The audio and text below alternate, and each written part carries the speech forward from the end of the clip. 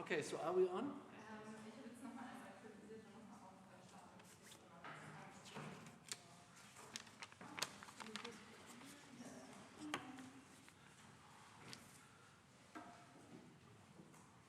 Okay, can we get started? Okay, welcome everybody to this Scripts lecture. As you know, Scripts is the cluster of excellency contestations of the liberal script. And my name is Thomas Risse. I used to be international relations scholar at the Otto Suhr Institute, and I'm now senior professor at the cluster Scripts. One announcement, we live stream this lecture on YouTube, as a result of which, if in the end you ask questions, and I would hope that you ask a lot of questions, these questions will also be live streamed.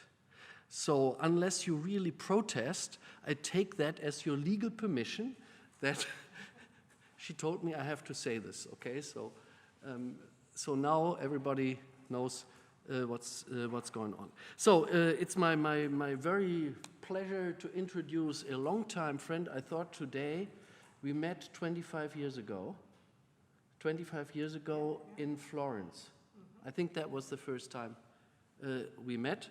So Beth Simmons is the Andrea Mitchell University Professor in Law, Political Science, and Business Ethics at the University of Pennsylvania and their law school, but you also have a joint appointment with the Political Science Department. She holds a PhD from Harvard. By the way, she is also chairperson of the International Advisory Board of the Scripts Cluster of Excellency. And if you look at her scholarly career, it actually goes way back, of course, but, no, she's not that old, by the way. So, no, but she started actually as an international political economy scholar. Her first book, based on the PhD dissertation at Harvard, was on the international political economy of the interwar period. Okay, so that also includes historical work. Then she later on did a lot of work on policy diffusion. She and I met while we were working on the Handbook of International Relations that was published first in 2002 and then with a new edition in 2012. It's still available with Sage. Further on, Beth ventured into studying human rights.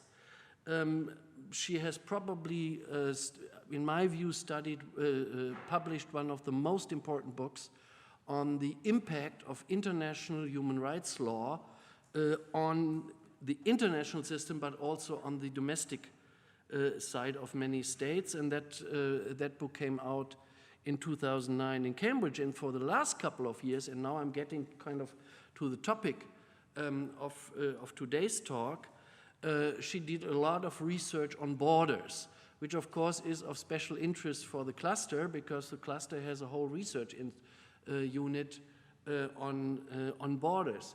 And what Beth is doing is she looks at both physical borders. She has a lot.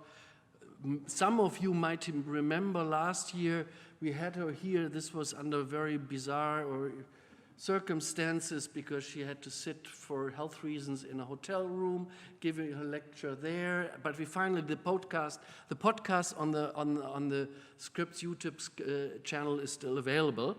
So that was last year was on physical borders, and today she's going to talk about cyber borders and managing interdependence in the information age. Beth, please. Thank you very much. Terrific. So now you know who I am, and I want to know who you are. So if you're a political science, put your hand up. Okay, good, good. If you are having anything to do with law, put your hand up. Oh, good. Are there any computer scientists in here? Okay. All right, good. Well, thank you. I mean, the reason I ask is because it's very important for me to reveal when I start giving this presentation that I come to this topic really via human rights to international borders and now thinking about bordering the internet. So I've been working with computer science and with some legal people in this area, but I don't want to represent that I myself would have done the computer science pieces of this, essentially.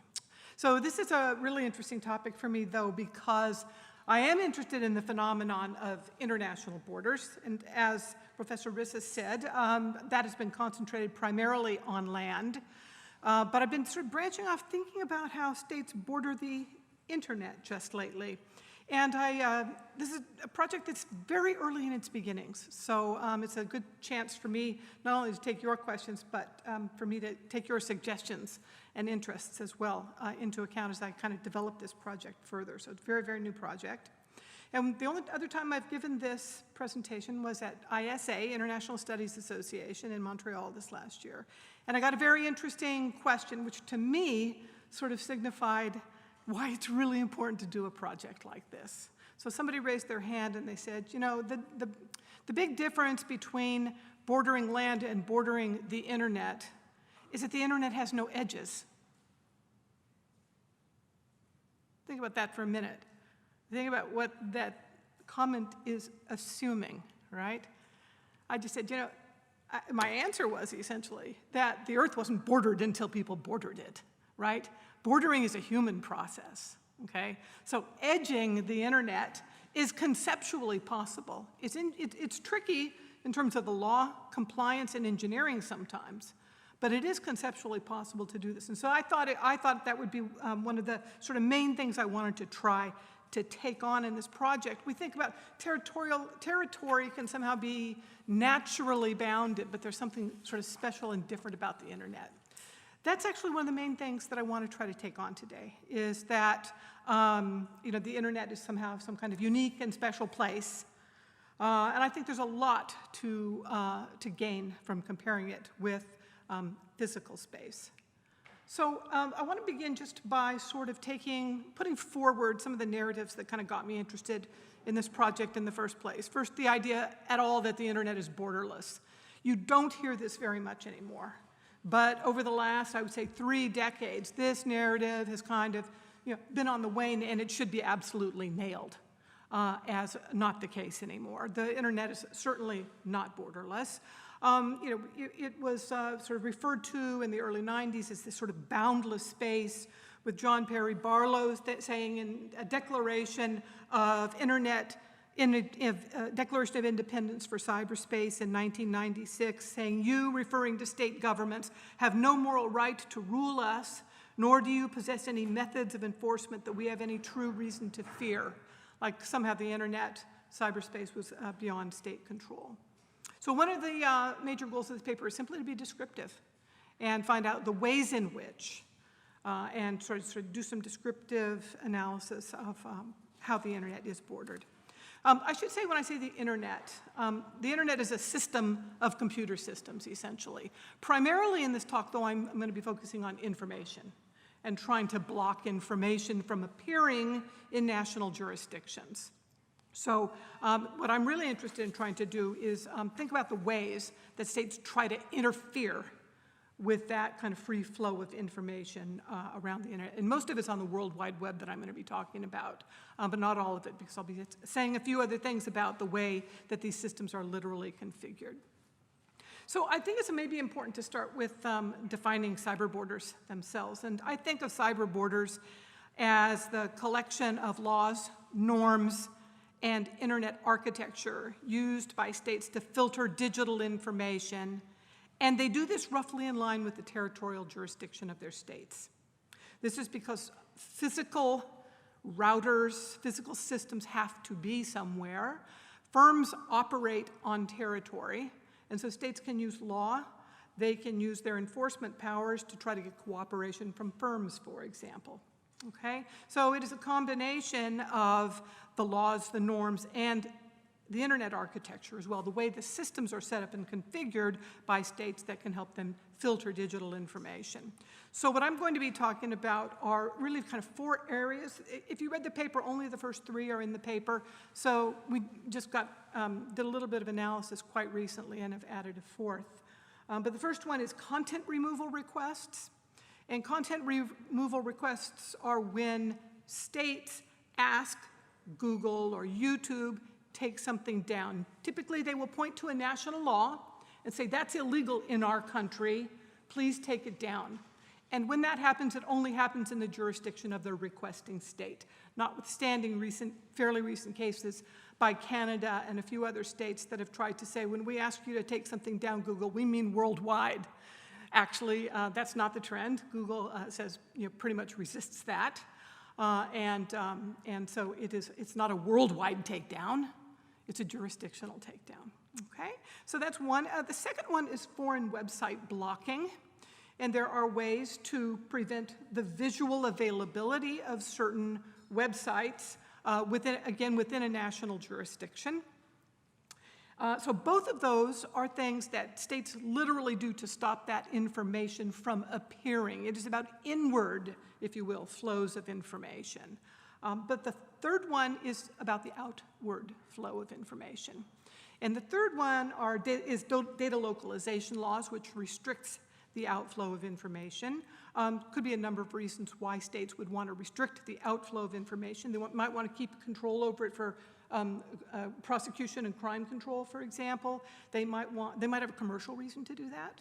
So they might want to establish a high-tech storage sector sort of in service of a broader information technology developmental strategy, for example. So it could be a protectionist move for that matter. So data localization laws. And then the European Union, for example, has conditionally restrictive laws for exporting data, and that is based on privacy. They will not export information that is of a private nature to countries that don't have adequacy privacy protections. That's conditional. Okay, so there's sort of different gradations. And very importantly, different purposes for doing these things. And then finally, the last one is autonomous systems.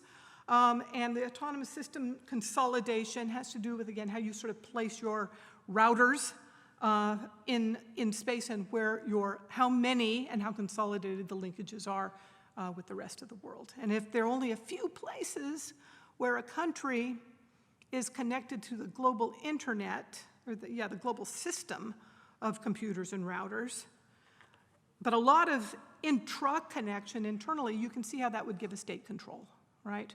Because it could exert a blocking kind of function over the few transmissions to the rest of the world while keeping its system working autonomously internally. Okay, so that's another possibility as well. So this is how these are the ways we've figured out states anyway, that we can document. States border the internet. There are lots of other ways as well, and the literature has certain examples of those kinds of things. The second internet narrative that I want to kind of take down is, therefore, that the internet, and this is quite related to the first, that the internet is an exceptional phenomenon. So this paper really is about managing interdependence. And states have been doing that for a long time. They've been concerned about who comes in to their jurisdiction, who leaves their jurisdiction, mostly the former these days.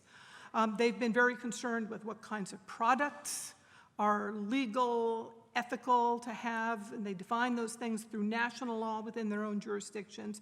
So they've been doing this for a long time. Capital flows are another one. You know, the capital controls in early, well, at least up till the 1990s were, fairly regularized, and states worked hard to keep unwanted capital flows out and to keep the capital flows that they wanted internally in.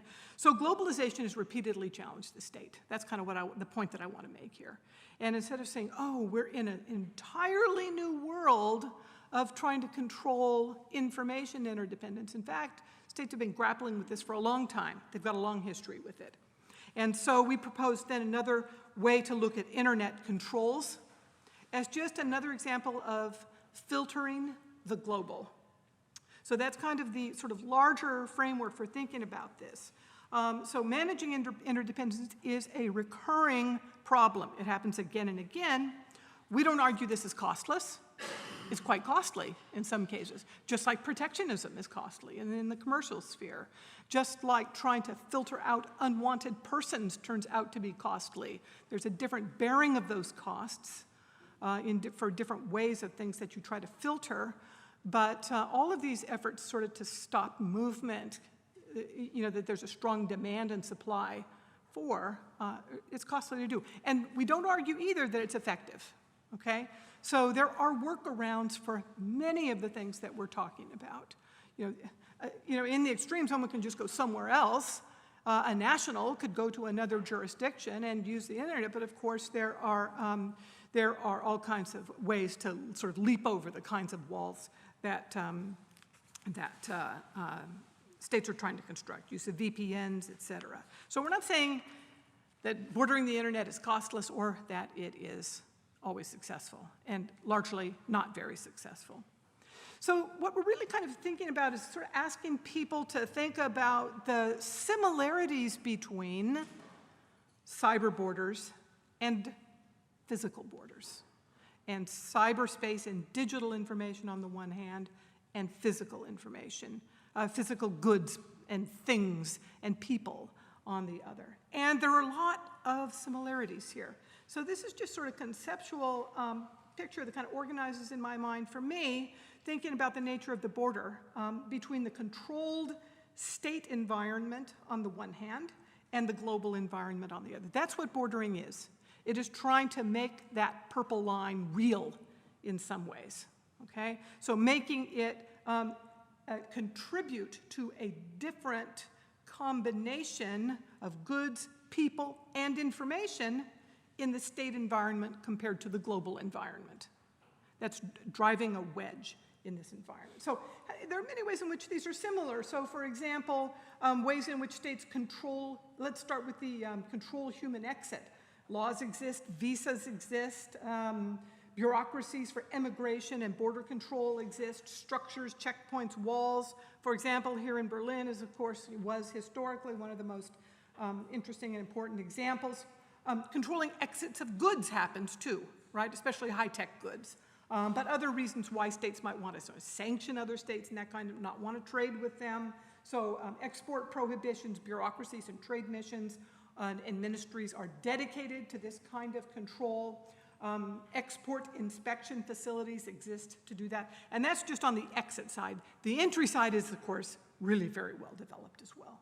On the entry side, we have things entering from the global environment, and the purpose, again, is to curate jurisdictional distinctiveness, make my country different than the rest of the world, keep it different from the rest of the world, and so to control human entry, of course, visas, with bureaucracies on immigration and border control, structures like immigration facilities, border walls and fences, and then to control goods, we have, again, a whole set of laws, of course, import restrictions and taxes, bureaucracies dedicated to customs and border protection, structures like border inspection stations and lanes.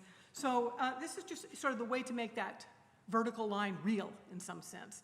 And we can say the same thing in cyberspace, at least something quite analogous in cyberspace.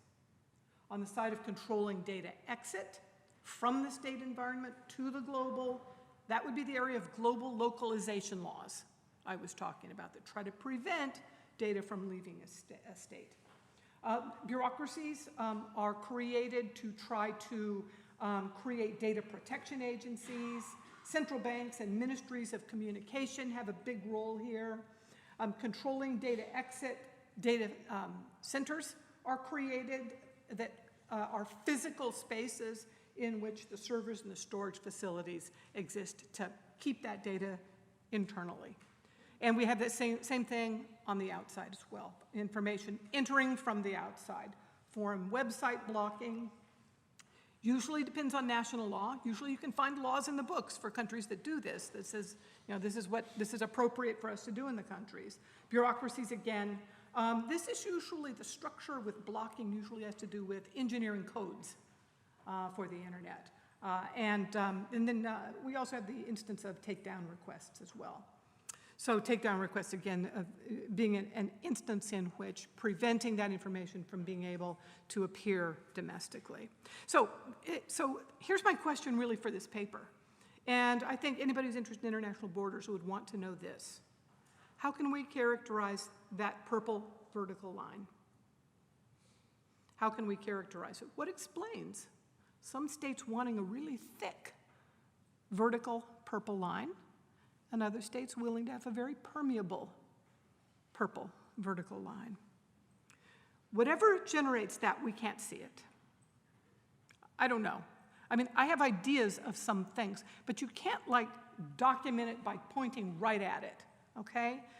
It's a preference, if you want to think about it that way. It's a preference about the ways that states will interact or want to interact. And let me, by the way, say, and their societies, because this is, as you'll hear, this is not all about just the state making this decision. That's one of the other things we sort of want to highlight in this paper. But there are preferences that the state is enacting, and society sometimes prefer as well, that characterize that purple line. So one thing we're not saying, though, is that cyber borders and other borders are the same thing. They have similarities. That's what I want people to think about. And they may come from the same deep set of preferences regarding how a state or society interacts with the rest of the world. We can think of it as openness, maybe. We can think of it as outward orientation, for example. We will be using a term called border orientation, which we've developed in another context. Now, the next thing the last narrative I just kind of want to get to is, and I almost alluded to it in this last point, is that bordering the internet is this kind of idea somehow that bordering the internet is just the business of authoritarian states. That is not the case. Bordering the internet is a preference, if you want to think about it that way, that a lot of the more recent literature has sort of shown that even democratic states are beginning to do as well. Of course, the classic case is China with the Great Firewall. We have clumsy instances to try to turn off the internet during the Arab Spring, for example, with internet shutdowns, coercive reconfiguration of internet physical structures, which Russia is doing right now in Ukraine, essentially, to try to make the eastern part of Ukraine integrated informationally with the rest of Russia.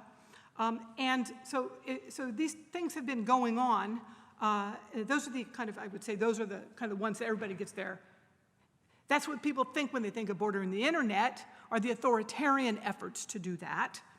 But we would argue that this really has as much to do with horizontal governance as vertical governance. So if you think of state-society relationships as being vertical relationships, and then you have a whole set of norms and laws that govern the way that state and society interact with each other, what this project is asking us to do is just tilt your head 90 degrees and say, is there a set of laws, practices, norms that have to do with horizontal relationships, how states interact with the rest of the world, their neighbors in particular, but with the rest of the world? And can we characterize that as something that is equivalent to thinking about regime type for borders, okay? So that's kind of what we're asking our readers to think about here. It's a conceptual shift that wants to make a distinction between this vertical governance and this horizontal governance.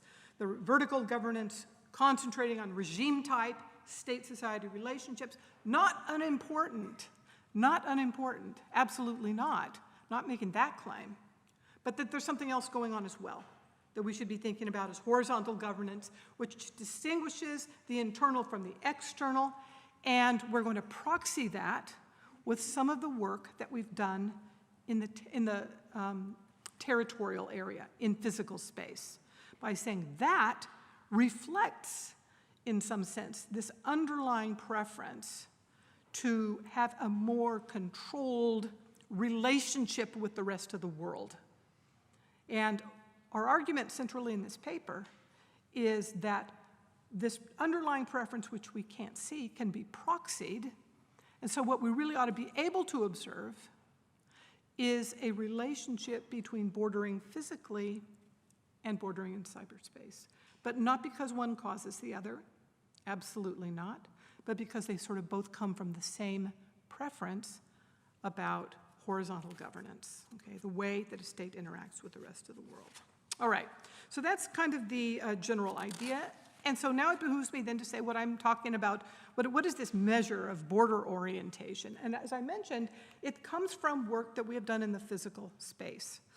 So in an article that came out in AJPS last year with Mike Kenwick, we published an article which tried to describe what we were sort of saying was this sort of preference for outward displays of border control. And so to do this, we essentially gathered what we argued were a set of characteristics that reflected this latent underlying preference for for horizontal governance. And we defined it as a visual display of authority over territory and territorial entry and exit at national borders. We gathered data about border crossing infrastructure, so where the roads cross the border, what does that look like? Is it very built up with filtering structures there, like inspection stations and barriers and things like that? Barriers, borders, and walls between these crossings, and the density of police stations in the border zone. It doesn't fluctuate rapidly, but there's a lot of difference between states on it. It's something that changes very, very slowly. And we argue that it taps the practices and styles of establishing state authority in territorial space because it's tapping something even deeper than that, and that is this desire for control. It's a latent preference, so again, this is just a proxy, nothing more than that. And we then think of this as providing kind of a point of comparison for cyber borders, and they should be correlated. This is just a picture of the data that we gathered relating to this border orientation index. If you heard my lecture last year, you already seen this picture. Red means it's very highly built up. Green means no, it's not very highly built up. Yellow is somewhere in between. So a red is a very controlling kind of a structure. Green is a very sort of open kind of a structure. So that's essentially what the world looks like. So the question arises, does this have anything to do with how cyber borders are built? Either, if they come from the same place, the same underlying preference. Okay? So our general expectation is simply that cyber borders should be explained at least as well by border orientation, by the horizontal relationship, as it does by regime type, which is the vertical relationship. Okay? So a couple of other things that this paper is not. It is an argument about broad policy orientations of states and perhaps their societies. And I keep saying that because obviously if you are in an authoritarian state, you're getting a state preference. But if we open that up and say, you know, if the state itself is highly democratic, then often these involve just social values that are broadly held by a population, okay? So we shouldn't assume that this is all just the state doing everything from the top down. It's not about what specific events provoke a response. So it's not a stimuli response kind of a model. So what you're going to see today are cross-sections. That doesn't mean we couldn't advance some hypotheses in the future about how states respond to provocation differently when they have a higher border orientation. But today, we're just going to be looking at cross-sections because it seems to me really important to at least establish the plausibility of such a correlation. Okay, and so that's essentially what I wanted to say. So the first one is bordering global platforms, content removal requests, and that's what this is showing us here in the world. Countries that are very dark do it an awful lot. This is, again, requests to take down information, requesting Google and YouTube, that's all this is, to take down information. And these are reported in Google's transparency reports. And this involves essentially a bureaucratic decision by each state to ask Google to remove information. That violates the national law, and as I was saying, it only happens in the territory of the state. So Google only removes things territorially. So for example, in Thailand, it's illegal to show videos of the king, and they've requested that all YouTube videos of the king be taken down. And that's only honored in Thailand. It's not honored in the rest of the world. So the goal is to create difference between what the Thais can see and what the rest of the world can see. Maybe Thailand would like to change everywhere in the world, but they can't. So they concentrate on what they can do, which is to change their local information environment. Okay, so these are just the number of requests that are made. So Google doesn't even have a free hand in China, and yet they can't operate legally in China freely. And yet China does ask them to take some things down too. They do make their way into appearances in China. So you can see that a lot of states, and some very democratic states, are asking the major firms and platforms to take down information. So when we look at this data, and we just look at it's strongly correlated with border orientation right here. Not nearly as strongly with regime type, interestingly, okay? So it's interesting, I think, that this is actually, it turns out, as you saw from the picture, a lot of democracies do this. That's not that surprising, of course, because these are capitalist firms, right? There's a lot of other things controlled for. You can read the list down on the bottom here of all other things that are controlled here, like distance from the U.S. in foreign relations, regulatory capacity, technical capacity, propensity to be subject to misinformation, online, offline, threats of violence, that type of thing. So some of the things that could affect this are controlled for. All right, so that gives us a sense already, an indication, that there might be ways in which even liberal democracies are trying to control the information. What about website blocking? So here what we did is, so countries don't turn in a list of all the websites they block. This is a real sleuthing problem for computer scientists.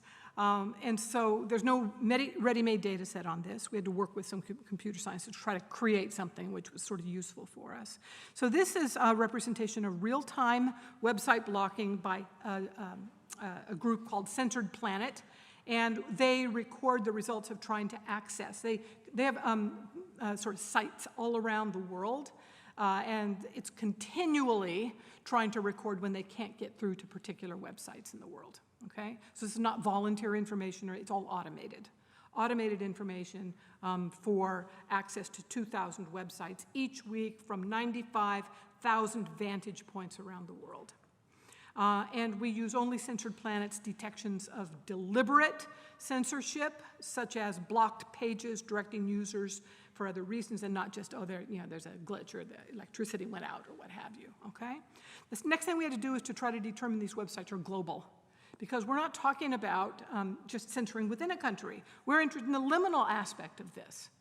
The purple line is really what we're interested in. So what we want is our countries trying to curate the global information environment. So what we had to do is we took the 500 most popular in terms of traffic, and we said that's global information for sure. And that's what we concentrated on. Then we had to validate the location, because a lot of those are located in the United States. And for Americans, that wouldn't be foreign, right? That wouldn't be foreign. That would kind of be what we're made of. So we used a crawler to feed IP addresses around to make sure that we were excluding websites that are located in the country that we were trying to generate the data for. Okay, so really we're trying to get them just to get this information, blocking stuff from presumptively out there in the world, okay? And then we removed the U.S. from the sample, although it's here in the picture. We removed it from the sample just because of the problem that the U.S. has, is the site for so many of these websites. So this is a map of the efforts. We break it up by sort of different issue areas. Do you block social media sites, file transfer, news, faith and religion, culture, et cetera? And then we run a similar sort of a test to try to sort of see what the relationship is between blocking global websites and border orientation, and it's positive and strong again. Liberal democracies, I would have thought that we would have a negative relationship, a strong negative relationship with that. Not so much. Not so much. There's a little bit of a negative relationship when you look at the sort of middle quartile range, but when you sort of break down this, the websites by terciles, quartiles, quintiles, But essentially, there's not very much argument to be had there for liberal democracies. So that's interesting. And then, but then we broke it down by type as well. And what I do want you to notice is there is something that democracies do differently and autocracies do differently. So I don't want to sort of say, never should we be thinking about regime type. Absolutely we should. And it's very validating what we find. It's very validating to see that liberal democracies are much less likely than authoritarian regimes are to block human rights and religious faith, okay? So these are sort of alternative forms of authority and rights-seeking that, of course, authoritarians are going to take this really strong position on. But every other kind of type of websites being blocked are much more strongly correlated with border orientation than liberal democracy is. And then let's talk about, for a minute, blocking data exit. And again, we met another near void in terms of data on this. So we had to use a sort of set of legal texts. That's why I wanted to know if anybody had law connections here either, because we did something that lawyers don't generally like when you count legal texts. But that's essentially what we did, and we tried to code them into categories. One is an absolute ban on exporting data, and the other is the conditional ban, like the European Union does. And then the other is no ban at all on exporting data, okay? And so these are texts that have been collected by a group called In Country. In Country is a consulting firm that consults to companies who want to try to do business and want to know, can I get my data out if there are data generated in another country? So we coded these conditional transfer restrictions and the strict data localization laws. We logged these, and we made an additive index, and this is what we see here. It's not as much in democracies, although Australia does some of this. India does it in a big way. It's a developmental move in India. So when we did a little bit of kind of contextual exploration, there were things sort of about the strategic, developmental importance of having an IT sector, that it was industrial policy to some extent, okay? So what about this data blocking? Not as strong with border orientation, but a positive relationship at the 0.05 level. And even liberal democracies, this is Europe showing up in the conditional transfer column. Liberal democracies do this too, for the privacy reasons, okay? So different reasons, but law is controlling how data moves. The last thing I want to show you is new stuff, and this is the idea of actually trying to construct the internet in ways that's easier to control. This is the level of kind of physical engineering now, essentially, okay? So this is an effort to come up with a little bit of a picture of how routing choke points are constructed. And our thought was that the fewer the connections you have with the rest of the world relative to how dense your domestic networks are, the easier it is to shut out the rest of the world. That's the intuition, essentially, of this measure. And so, again, this is not all publicly available somewhere, and this is not something that we invented, but computer scientists are working very hard to kind of trace the patterns of where data go. And they can infer from the pattern of the travel of data and where it kind of pings through a gateway, they can infer the route that it is taking, okay? And so this is essentially, the idea is to measure the centralization of the connection with the rest of the world. That's what this is kind of showing here, is that Iran has very few. Okay, so Iran scores really highly in this concentration index of connections with the rest of the world. And then, places where it's highly decentralized would be close to a zero, essentially. The problem is that really tiny countries are also close to zeros, like out in the Pacific somewhere, they usually have just one, and so we had to normalize for the size of the market. But anyway, what we're seeing here is that there is a relationship, again, with border orientation, and not so much with liberal democracy. Yes, it is a little bit it's in the expected direction with liberal democracy, but border orientation, again, seems to be strongly correlated with this configuration of internet routing consolidation. Let me say just one thing that I want to point out, and I've sort of let slip a couple of times, that they do it, but for different reasons. And that's why I really kind of want to take our heads away, not take it away, but add something to this idea that it is repressive regimes that want to control the internet. They do, but democracies have reasons to as well, and repressive regimes may have reasons that it may not be fair to consider them repressive as well. So, for example, if Saudi Arabia bans certain kind of attire visually on the internet in their country, is that repressive? I'm going to be agnostic on that for now, okay? Because it seems to be a widely held social preference that I, at this point, don't want to problematize, okay? Instead, I just want to sort of say that there are all kinds of mores that a society could broadly hold and be fine if their state tries to control the internet to protect it. Privacy might be one.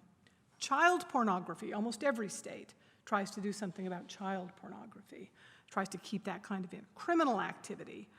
So there are all kinds of legitimate, let me just call them legitimate social purposes for trying to border the internet. And that's why we're seeing some of this sort of horizontal bordering kick in a way that is surprisingly strong compared to our simple kind of thinking about this in terms of regime type only. So let me just wrap up with a couple of conclusions. Cyberborders, I think, are not exclusively about state-society repression. They also reflect real social purposes. They can reflect that. They can be repressive too. They can. But they need not always be. They could be in pursuit of something that a society broadly holds dear. One of the obvious things, if you want to think about a democracy, is that a democracy would almost try to do anything it could to keep misinformation that messes with their elections from entering their jurisdiction and having an influence over their borders. And that would clearly be a legitimate social purpose. Cyberborders, I think, they reflect states' long-term struggles to filter out unwanted global influence. That is, to grapple broadly with interdependence. So we've seen this again. We're seeing it again. So this kind of idea of sort of the problem of cyber bordering is completely unique. I don't think we should be thinking about it that way. And I just want to also say why we should care. I think, as scholars, we should have a good handle on what's going on in the world. And it's important, I think it's important to provide a perspective for developing inquiries and critiquing internet policies. And it summarizes some key states' practices that might inform more rule development eventually, to know kind of what some of the social purposes and patterns are. And to know some of these methods and mechanisms are broadly held and could form a consensus around, but that we have to become very nuanced in our awareness of what states are trying to do in cyberspace and potentially why. Okay.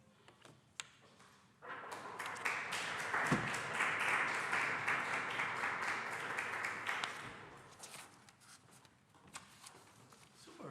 Hey. Thanks so much, Beth. Okay, immediately the floor is open. For those of you watching us on YouTube, there's a chat function, correct? And you can type in your questions, and we have somebody here who can then articulate these questions. So, floor is open. Come on. Yep, please. And also, I think people should introduce themselves. Oh, sure. Right? Okay. No behind the one.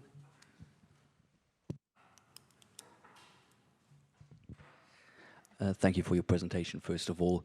My name is Arne Hansen. I work as a teacher here in Berlin, and I just came by curiosity. And one question that I've been asking myself when I followed your presentation was whether innovations brought forward by companies like SpaceX, talking about the Starlink program, for example, would provide means to undermine states' capacities to control their natural or national sovereignty about the information flows.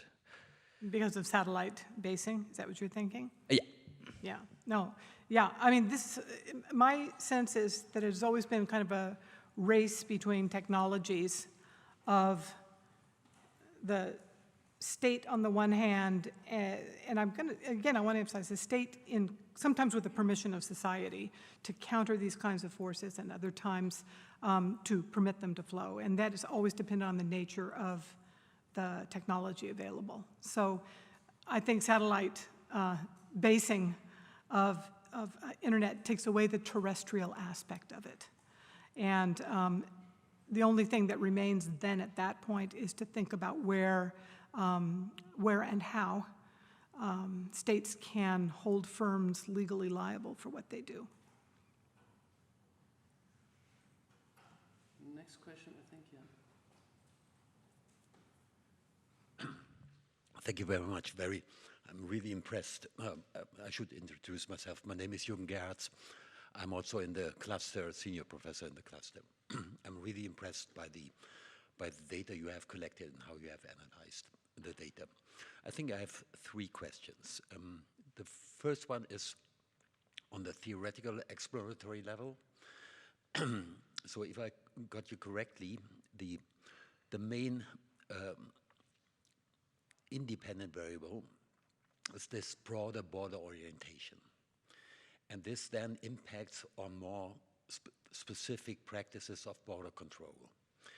And I wonder whether both variables are close together so that one can speak of a causal relationship.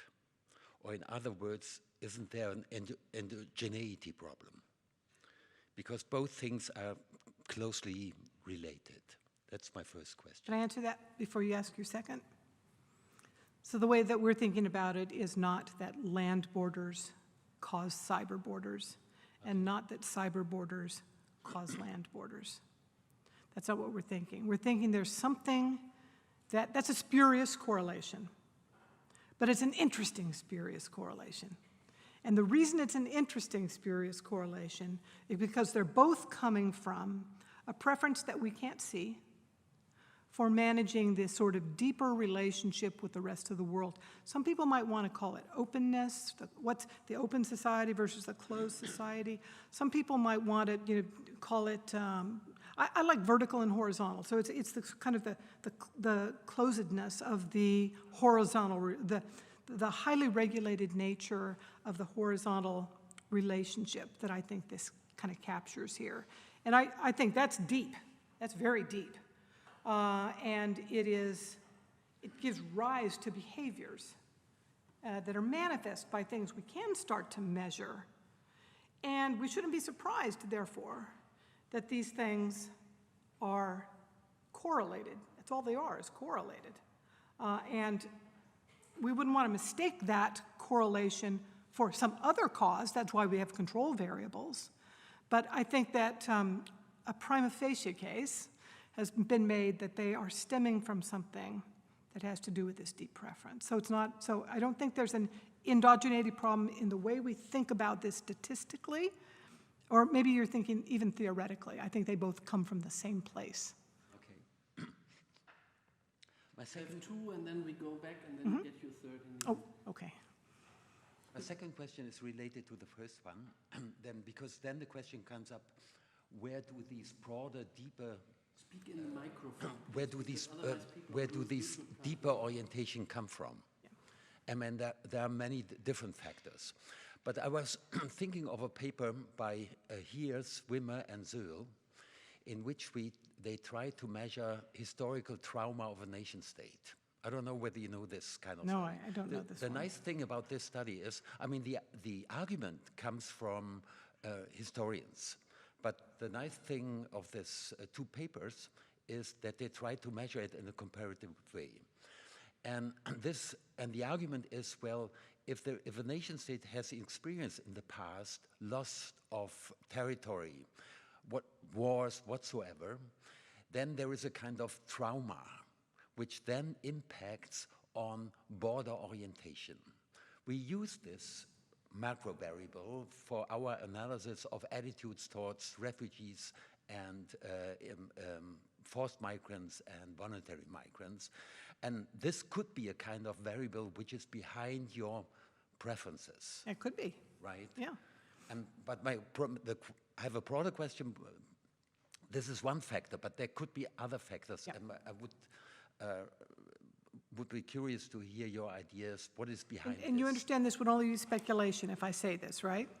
Because we don't show that in the paper. We bracket that. By the way, this is a problem that social scientists have been working on for a century, right? Sort of why some societies are more open than others and why some are more closed than others. And I like that explanation. It seems rooted historically. But we have geographers that like to root it geographically, as you know, the continental versus the kind of more water-oriented. So there's that whole set. I don't subscribe to that necessarily, but it's there. I'll throw it out. There's sort of this idea more associated with Popper, that is a little bit about sort of the desire, the individual preference for autonomy becomes manifest culturally and becomes the open state, if you want to think about it that way. So that would be sort of a culturalist attitude about autonomy and the individual. When we wrote the paper in 2022, we actually did have a set of correlates, and we'll only call them that, for our border orientation measure. And the one that is most intriguing and potentially most theoretically relevant to the kind of argument we're making here is we found that states that are more homogeneous by language, religion, and ethnicity tended to have higher border orientations, okay? Now, that sort of fits with the kind of argument that I'm making here. The idea we want to curate a national environment that reflects societal values that we have here, right?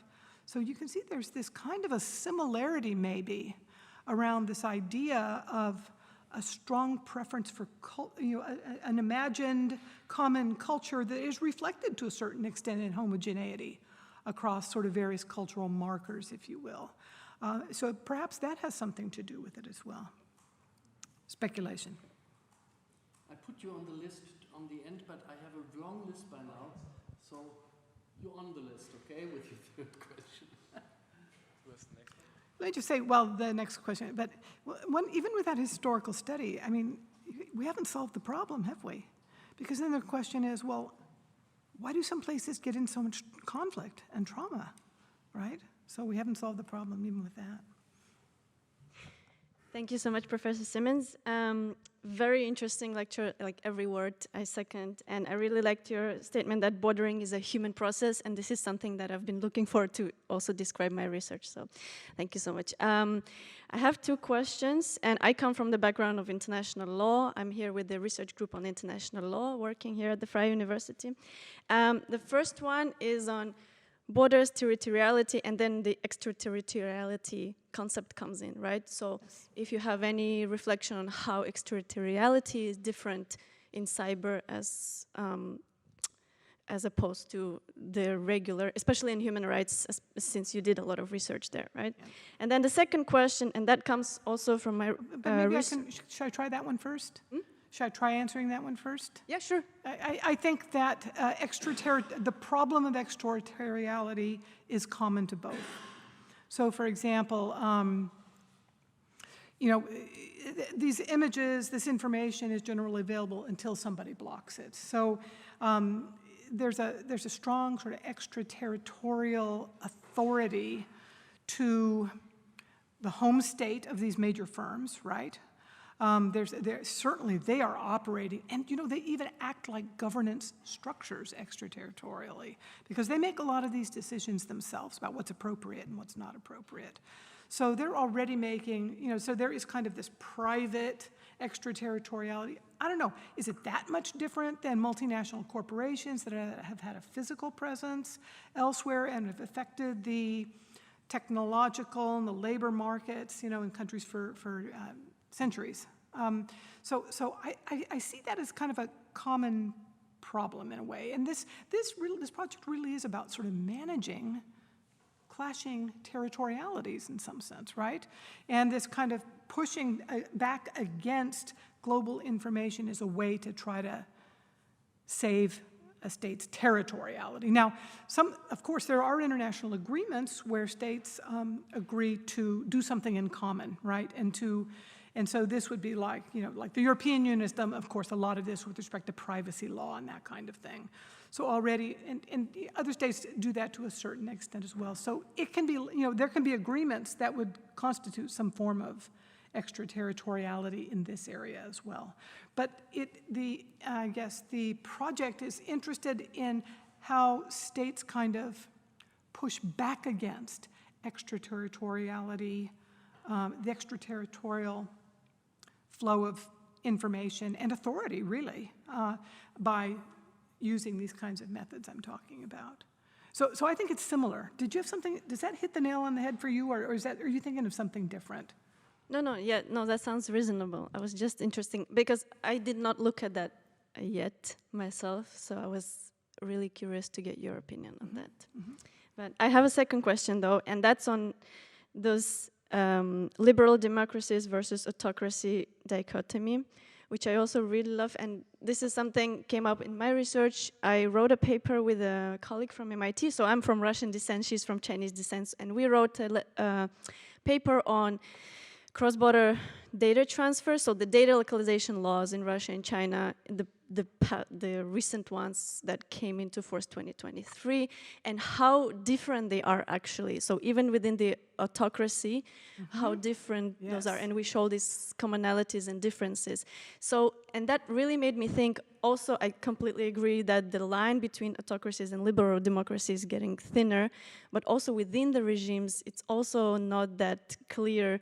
You can't really say about, oh, this is an authoritarian regime to data governance, So does it even make sense how justified it is? And that's me coming from international law again and complete, non-political science background, just to get your reflection. Does it still make sense, this dichotomy? Why?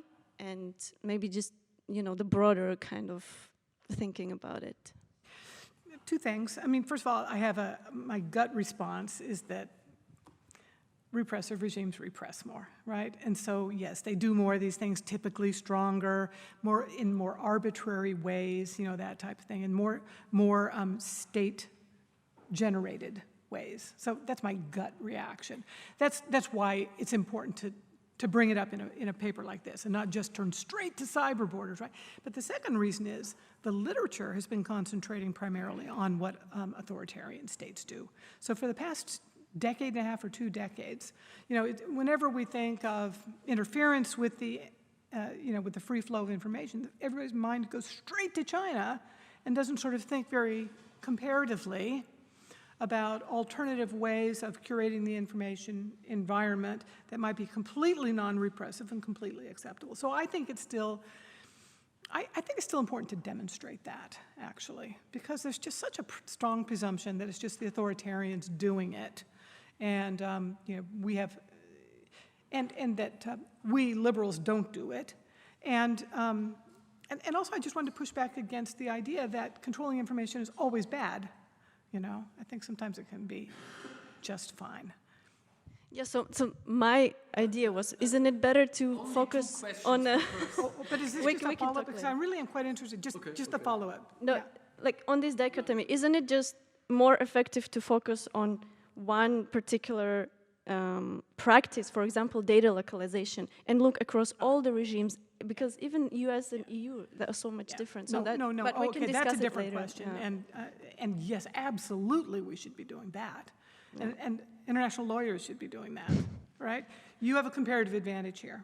So you have the ability to work with evidently a co-author, and both of you have very deep knowledge about the legal structures, and not just reading the laws, but how the laws are applied and exercised.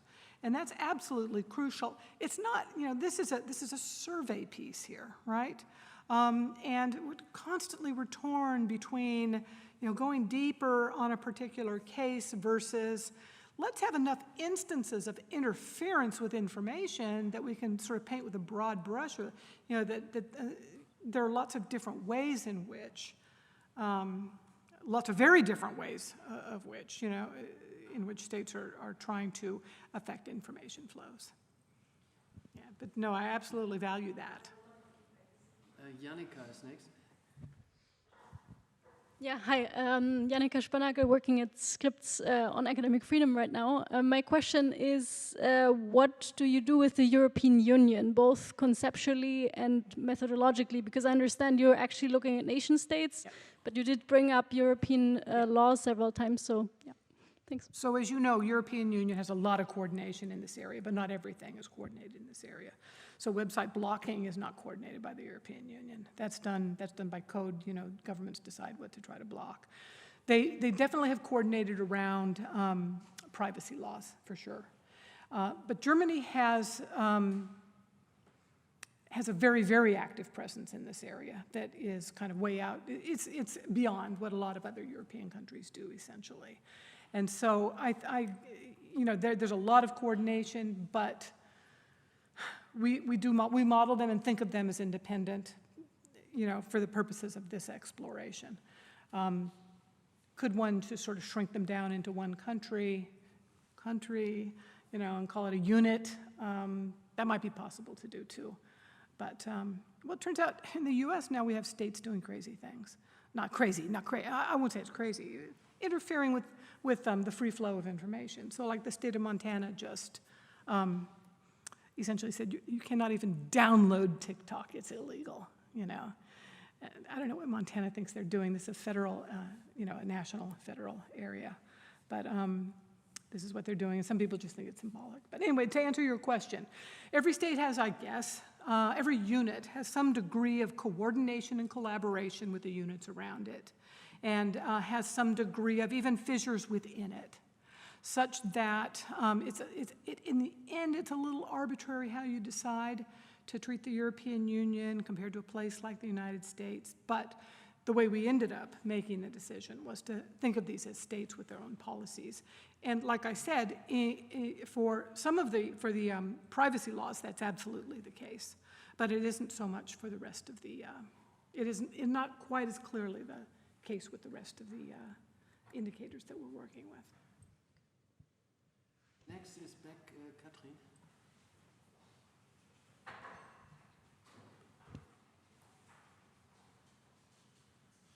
Hi, Beth. Great to see you again. Katrin Kinzelbach. I'm currently associated with the Scripps cluster for a sabbatical, which is fantastic. I can come to talks like this.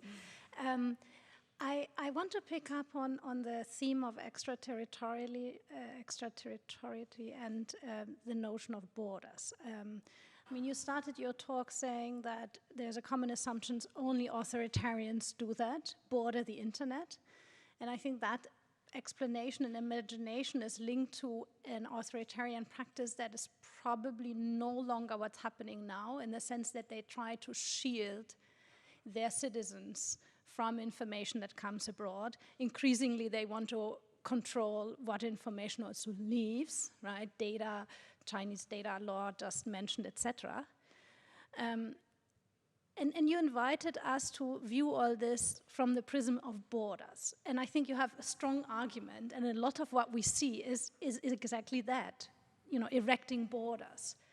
But isn't there also simultaneously sort of a struggle over where these borders should be? And somehow, maybe it's only me, but listening to you, I feel like there is an imagination that the territorial border and the internet border are somehow, that they overlap. And you also, your map kind of tells that story, right? Because you color code countries. And it makes us think of these activities as if they were actually related to territory. And isn't it the case that states try to push beyond that territorial jurisdiction through extraterritorial means? And so really we have a struggle over where these borders should lie, and it's more about regulation than the erection of borders. Regulating the entire internet space according to my preference, right? Through extraterritorial jurisdiction, for example. Ideally, a state would like to see the whole world be the way they are.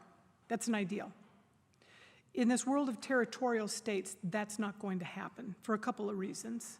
One is that jurisdiction is territorial, and we have firms operating in this space. We have actors who could go to jail, potentially. We have actors who are potentially held liable and responsible for the activities that they engage in. And they live they are liable to have a legal relationship with a territorial jurisdiction. States some states are eager to use that, call it imaginary, but legally correct, sort of idea about their jurisdiction to try to hold actors accountable for what they do. The fact that you have to operate on land to operate a firm makes all kinds of opportunities for the state essentially to act on its imagination that it is territorial.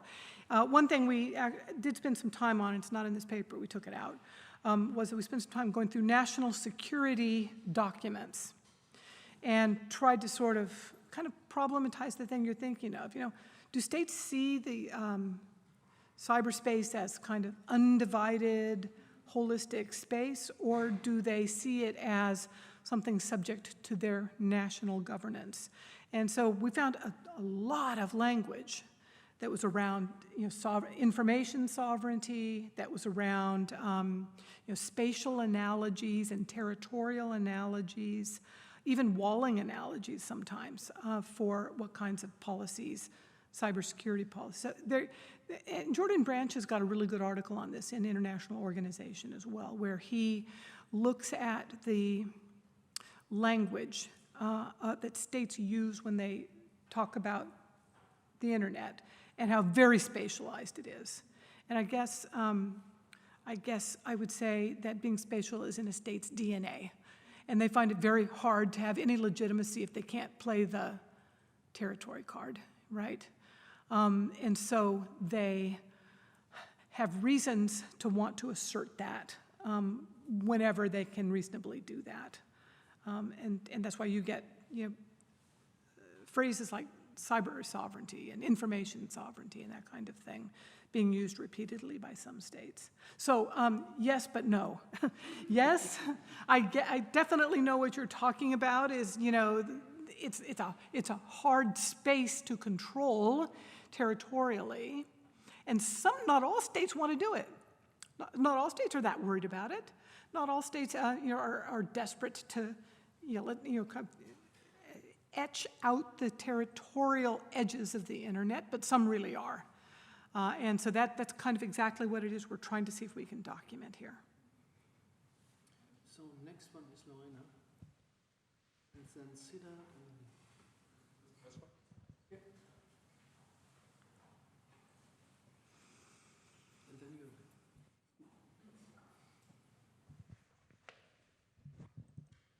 Yes, thank you for the presentation. It was very interesting in the concepts and how you operationalize them. I found them very interesting. I'm Lorena, I'm one of the doctoral researchers here at Scripts, but my question kind of draws upon the previous question as well, because I'm also still trying to grasp this difference between the physical borders and the cyber borders that already exist. And it seems to me that there is this one important distinction between, which is very obvious when you mention it like this, but physical borders have objective physical territories that they're trying to limit that are publicly accessible to some extent, while the internet is an abstract thing and its infrastructure is privately owned. And I know you mentioned mostly privately owned, at least. So you mentioned a couple of times this element, but especially in terms of the fourth aspect, I keep thinking, can this affect the way that these borders are created and shaped? Because obviously, in my head, this is something that's pushed by the incentive of these corporations to spread throughout the world. So besides the legal aspect that is created by a nation state, to what extent could this be then reshaped because of these infrastructural elements, these cyber border control centers, as they could be imagined? So, yeah, that's very complex. So the first part of the question was sort of about, this is a privately owned space, right? In what sense is that true? In what sense is it privately owned? I'm not talking about that the space is privately owned, but the infrastructure behind it is privately owned. Okay. Especially since you mentioned, you showed the picture of Iran, and I was immediately wondering, okay, is this something that was publicly created? And No, in how actually, many a lot countries? of that is publicly owned and created, yeah. So in how many countries were these kind of centers publicly created by states and not just, so how can this affect the way they can control the exit and entry of information? Yeah, okay, that's good, that's clear. Yes, I think where you have a lot of private actors, you have to use things like liability laws, right? So you're back in kind of the world of trying to use the levers you have if you're going to respect private property and private enterprise. If that's a given, then you have to use what you have. And what you have are liability rules, and that's, you can hold them accountable for what they put up there if it's something that's considered illegal, if it's against national law. That's one thing that you can do. You can try to disrupt with code, and some states do this, to try to redirect. You can certainly make laws about you have to keep the data here. You can't be exporting it. And if you do, again, we'll hold you liable somehow. But this all depends on the strength of law, right? All of that depends on the strength of law. What you're saying, and that I guess I would agree with, is that in states where, in states where the state itself holds the physical resources, they can skip that step, right? They just do it directly without sort of saying, we're going to use law to provide incentives for you to follow the local norms. So yes, I think it's much harder to do it, to border the internet where you have a lot of privately owned, That's why the autonomous systems kind of thing is sort of interesting, because those are the ones that are highly concentrated are usually by state design. And so Europe is very decentralized. The United States is very decentralized as well. Where the ownership of the infrastructure is public, you can design in your preferences into it. And yes, it does make it easier to do that. And I think it's really because it's direct control versus legal means of control. And there's always going to be slippage there. Behind, no, see that? Behind you, there. Thank you. I'm Siddharth, currently a senior visiting fellow at Scripps. I also wear another hat, which is I teach at International Relations at the department at the Shipyard Institute. Thank you for your talk. I wanted to, an element of old-style geopolitics, which still seems to kick in terms of even the cyberspace. And I was wondering, your thoughts on two elements. One, thinking about asymmetries of power and categories like global north, Asymmetries global of, south. sorry, asymmetries of what? Asymmetries of power. Oh, yeah. And categories like global north and global south. Yeah. To what extent do they have a play in something like this, particularly in two realms? One, of course, technology, given the fact that there are states which have huge technological advantages in this game. And second, law sometimes, of course, calcifies privilege. It could, of course, also empower the weak, but in this case, I imagine it can also sort of use the regulatory frameworks which are catering to fairly advanced niche technologies, and therefore there are again some states ahead of the game in this. Are the categories the global north and the global south in a sense being reinforced in some sense in this particular cyberspace arena? And I was curious about your thoughts on that. Yeah, no, definitely that is the case, right? I mean, first of all, you have the sort of first movers who were there at the founding. I mean, the fact that kind of, a small number of Western countries founded the, sort of got the system off the ground in the first place, gives their fingerprints to the whole system, quite obviously. And then it seems to me the other aspect of power is not even the geopolitical, it is the private-public. And that goes back to the question about firms, because these firms are so powerful compared to so many countries. And you can ask Google to take something down, but it doesn't mean they'll do it, right? So that asymmetry is there too. This project just measures those requests being made. It doesn't measure compliance with those requests, which we have data on too, which would be another paper. I think it'd be a very interesting one, sort of watching some of these power relationships kind of work themselves out. Not only who asks Google for takedowns, but who does Google kind of resist, right? And who do they accommodate? That's a power kind of a relationship as well. And then your question, I think, alludes to broader struggles of internet governance, really broader ones, kind of the sort of West on the one hand, who prefers rather more liberal, probably, although we see they do plenty of bordering, and then regimes like China who push the cyber sovereignty and the informational sovereignty aspect very, very hard. India is something, I think, a little different from both of these, frankly. I think it's a developmental approach to the internet, wants to use it as much as possible, as far as I can tell, to develop an advantage in this area, a commercial advantage, and to, so power is woven throughout these relationships. Size matters, size of market matters,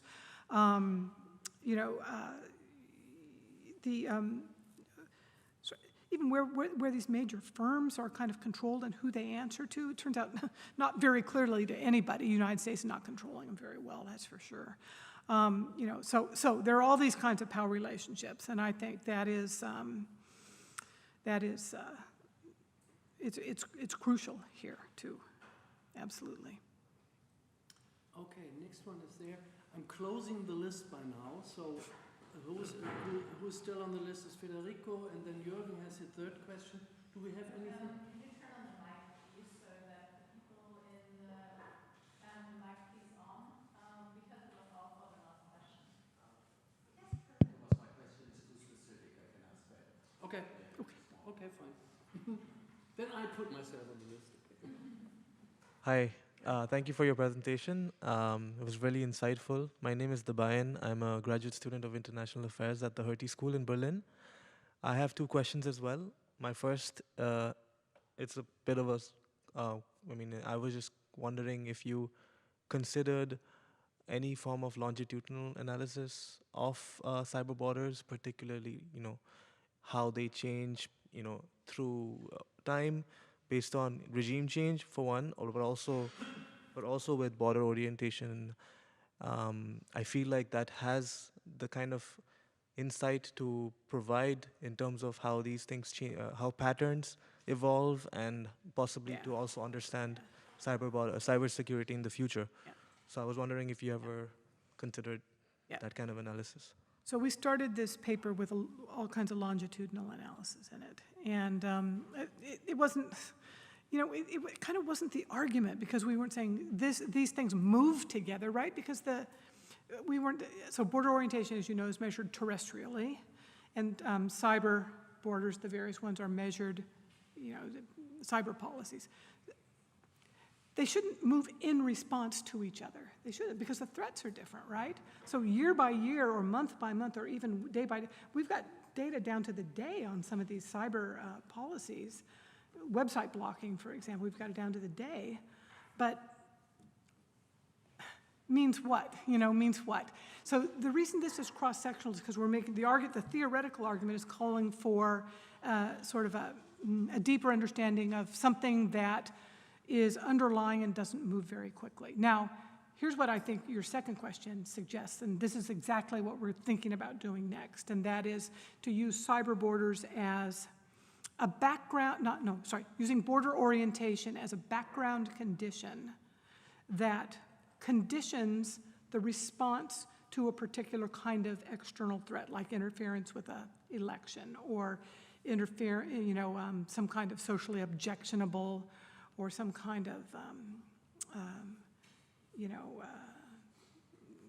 some kind of a currency attack or something like that. So more kind of like states that score high on border orientation, we would expect them to really peak when it comes to the cyber, responding to various kinds of cyber threats. But it wouldn't be what we were doing originally, was trying to watch these things correlate, and it just didn't make any sense that way, really. So yes, I think the idea would be to do more sophisticated analysis, kind of holding border orientation constant and sort of watching the difference in behavior between high and low border orientation countries. That's the way I think it should be done. So yeah, that's hopefully to do something like that. Federico. Could I ask my second question? Okay, second, you have a second one. Yeah. I'm sorry, yeah. My second question is very open-ended, but I was wondering if you could maybe comment on how the advent of artificial intelligence today and how it's proliferating has an impact on cyber borders, or in your research. Yeah, that's big, that's huge. Yeah, I mean, I get this sort of feeling that it's going to both intensify perceived threats, but also their detection. And I don't have a very well thought out answer to that. So I would just be going, like this. And I hate to do that in here, so especially with, this being recorded. So I'll just leave that one if that's okay. It would be pure speculation. Thank you. Not even very well-informed speculation, to be honest.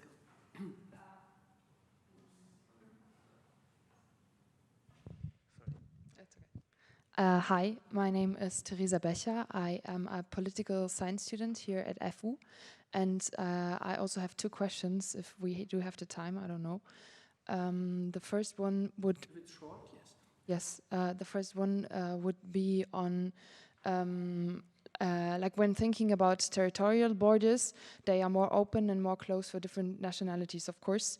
And do you also find a similar like trend in cyber borders? So the example you talked about before with one state in the US not allowing the download of TikTok anymore. I think one of the main reasons for that is that the app comes from China. So can you actually like see that in the data? And the second question, I don't know. Oh, wait, so you're asking, do we know what who the targets are of the bordering? Yeah, I mean, in comparison to territorial borders, there are the borders are open for certain nationalities. And can you also see like a similar phenomenon for cyber borders? Yeah, I see. Yeah. Oh, I think there's an analogy, right? You can discriminate. If you can make a border, you can try your best to discriminate. And I think you're right. That's what if TikTok was made in Germany, I think we'd all be going, isn't this fun, But the fact that it was made by China makes a big difference. And that's what creates the so-called security threat. And it also creates a political symbol, and both of those things are tempting to enact around bordering, essentially. And so I think that's a very interesting point to make, is that both cyber borders and physical borders potentially can be used in a discriminatory manner, and they can be used, therefore, to target certain nationalities or certain types of... You could have racial borders, for example. You could have against certain religions. You could have, these are protected categories, of course, in human rights law. But yes, I should think that discrimination on the basis of these kinds of characteristics are evidently possible in cyber, and maybe that's even an answer to the AI question, is it might become even easier to detect exactly what some of the provenance is, what some of the sources are for some of the information. So it seems to me possible. Yeah. And the second question would be on like more of the physical side of the internet. We can see that for soft and hardware, the like systemic competition between states really like starting to develop into an internet of different spheres. How can you see that this development is somehow connected to the development of Cyberborders as well? Because of course, if we in Germany are using Windows and Russia is using a completely different system, then we are not compatible anymore. Yeah, no, I think there's almost some territorial rebordering being solidified by the physical arrangement of the internet. And I saw a really interesting presentation at a conference that was done about how Russia essentially is rearranging the ISP locations in eastern Ukraine in ways that make it so that they can communicate with the parts of Ukraine that they want to territorialize as their own without going through uncontrolled Ukrainian territory.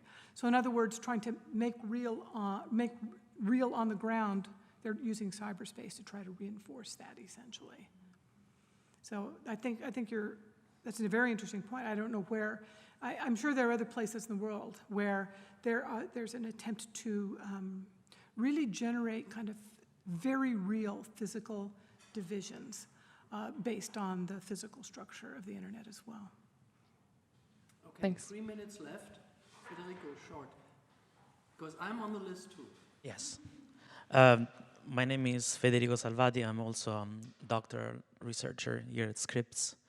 And very shortly, isn't it the case that the attitude of regime types towards the internet is influenced by their legal background in collocating, in dividing the speech that emerges in society between public and private sphere, meaning that like countries like Germany, they are more lenient towards including a lot of internet speech into private sphere, and instead autocracies are more lenient in collocating that in the public sphere, so subjected to possible repression by the state. Was it clear? Yeah, I mean, that seems right to me, yeah. So that authoritarian states control more speech, right? Mm. Yeah. And this reflects on their attitude on how to govern the internet. Yes, I would think it would too. I think liberal democracies would generally prefer to have the free flow of information. Turns out there's some things they don't like flowing around freely. Intellectual property rights, right? They really want to protect that. And so that was the Canadian case, Canada trying to get Google to pull it down all around the entire world. And, pull it down all around the entire world. And,